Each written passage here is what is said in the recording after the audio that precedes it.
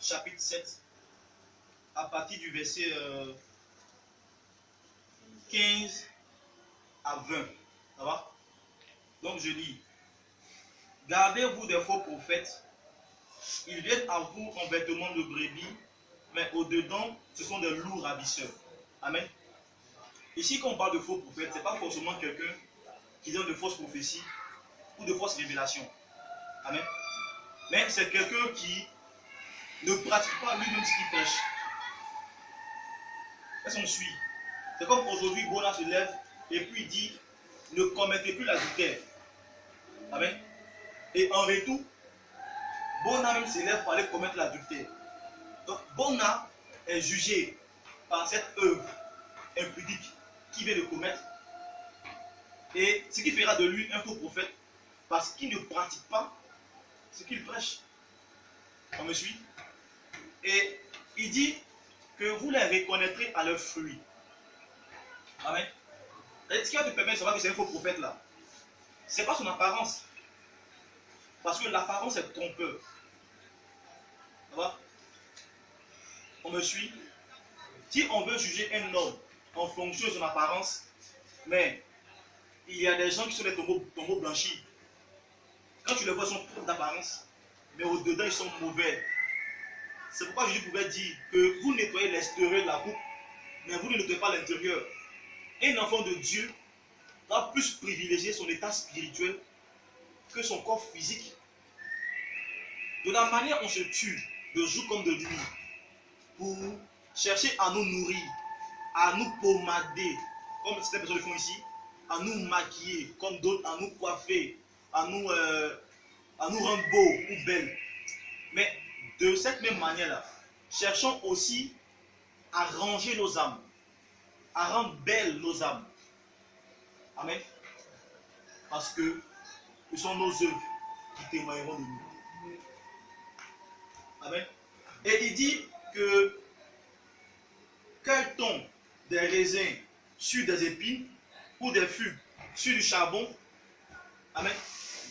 Quelqu'un ne peut pas se dire être enfant de Dieu, avoir le Saint-Esprit et puis demeurer dans le péché. C'est impossible. Amen. Parce que quand tu es enfant de Dieu, il y a des fruits que tu produis. On appelle le fruit de l'esprit. Amen.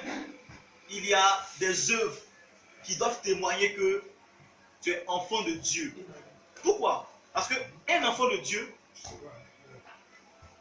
a une certaine, je dirais, pratique à adopter.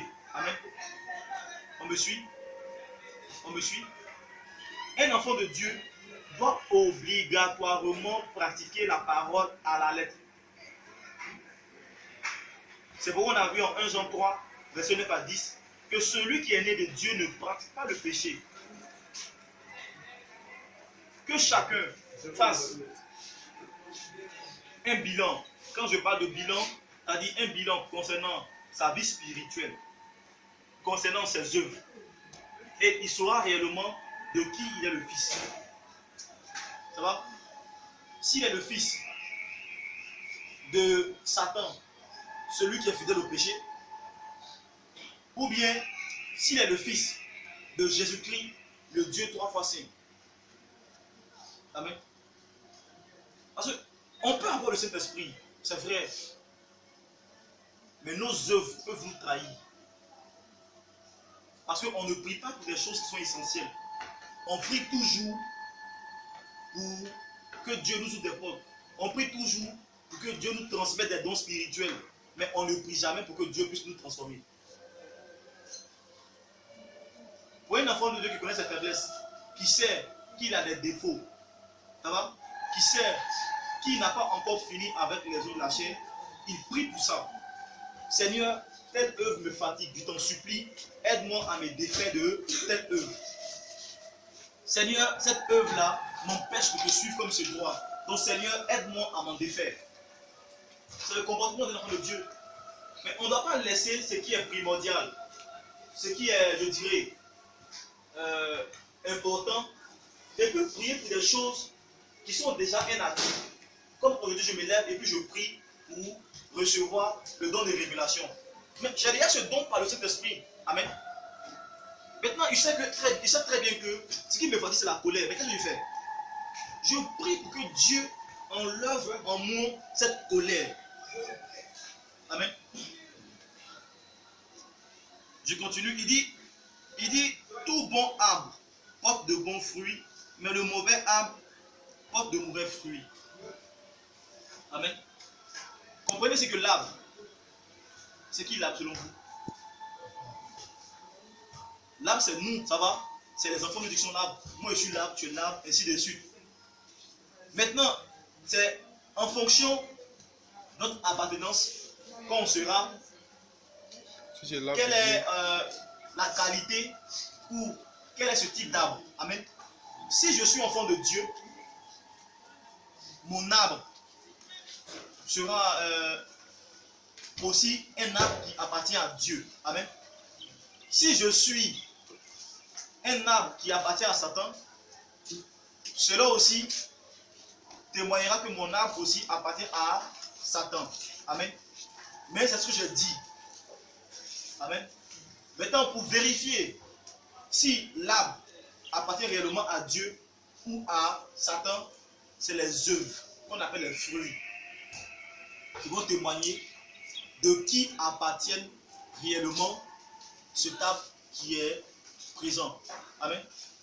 Vous n'avez jamais vu un oranger produire citron. Quel est le job? Qui est son doigt?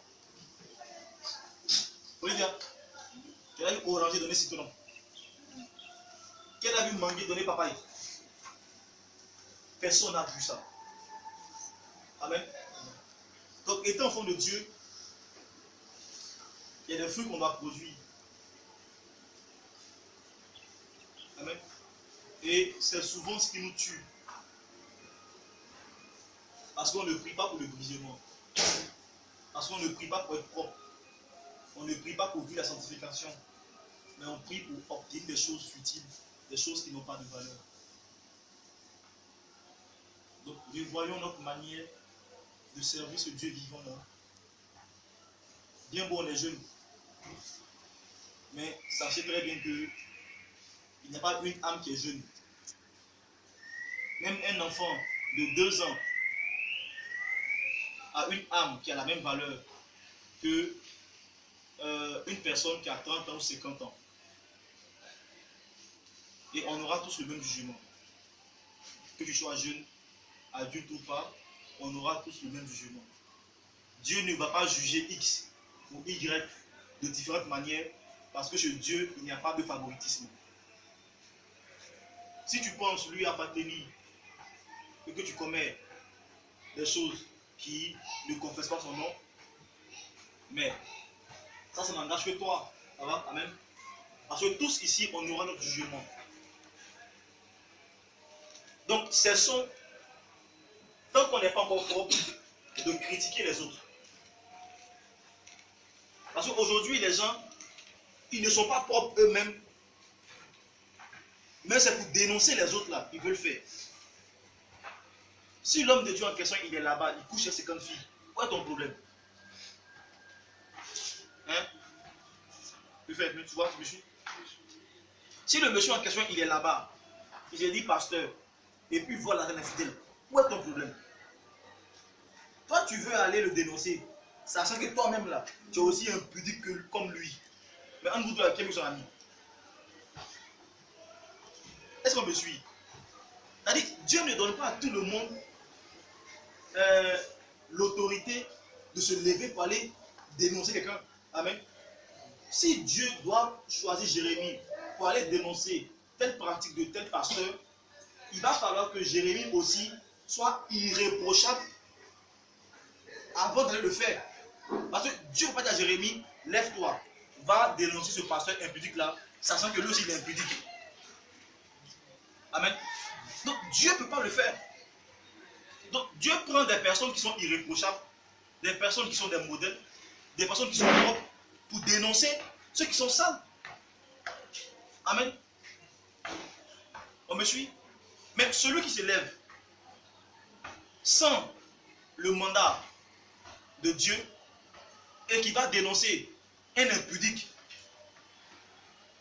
Sachant que lui-même il est public, il se juge lui-même. Amen. Il se juge lui-même. Donc cherchons nous-mêmes d'abord à être propres. Cherchons nous-mêmes d'abord à être irréprochables. Être irrépréhensibles devant Dieu. Afin de ne pas pouvoir être aussi jugés par le jugement que nous exerçons sur cette personne. J'espère qu'on me suit. Quand on va prendre le livre de Jean chapitre 9. Le livre de 27. Jean 9. Jean 9. Le verset 31.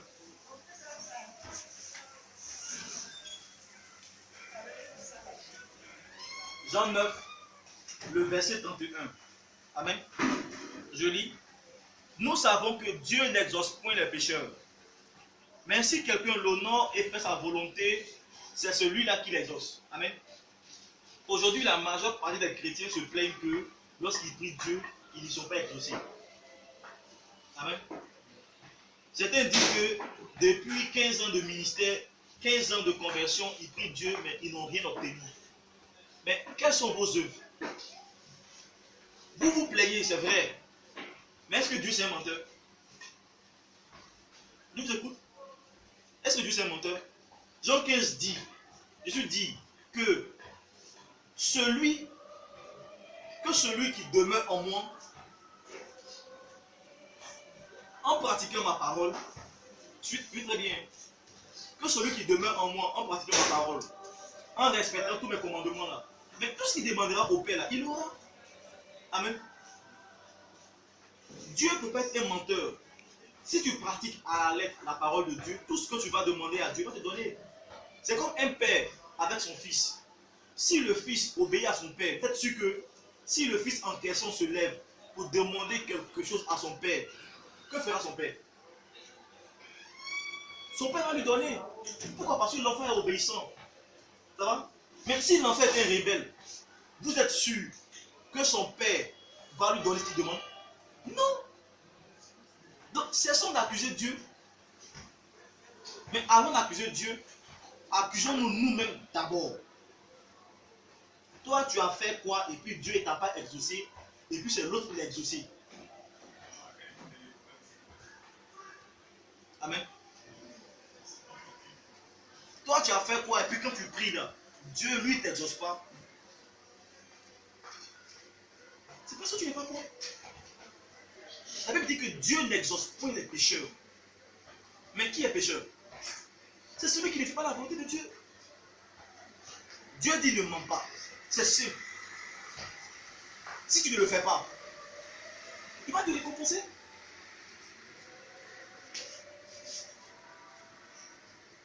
Dieu dit de ne pas voler. Si tu ne le fais pas, il va te récompenser. Mais si on veut forcément être récompensé par Dieu et on commet le péché, selon vous, mais d'après vous, est-ce que vous pouvez être récompensé par Dieu? C'est impossible. C'est impossible. Or, la Bible dit que la prière du juste a une grande efficacité. Quand un enfant de Dieu est droit, il est juste, tous ceux pour qui il va prier, même si ce n'est pas encore le moment, Dieu va faire grâce de pouvoir bénir la personne là, à cause du juste qui a pu prier pour la personne en question. Dieu n'exauce point les pécheurs. C'est-à-dire, si vous ne fuyez pas le péché, vous allez beau prier pour l'héritage. Vous allez beau prier pour que Dieu vous utilise. Vous allez beau prier pour que Dieu se révèle à vous. Mais cela ne se fera pas parce que vous êtes pécheurs, vous ne pratiquez pas la parole. Amen. Et c'est le secret de l'onction. C'est le secret de l'onction. Pour manifester l'onction là, tu n'as pas besoin de faire 50 ans de ministère. Non, non, non. Le seul secret là, c'est la sanctification. Or, dans la sanctification, il y a presque tout. Donc, si je veux que Dieu m'exauce, quand je prie pour quelqu'un qui est malade, qu'est-ce que je fais? Je vis la sanctification. On me suit? Il y a des questions? Et les mains posées.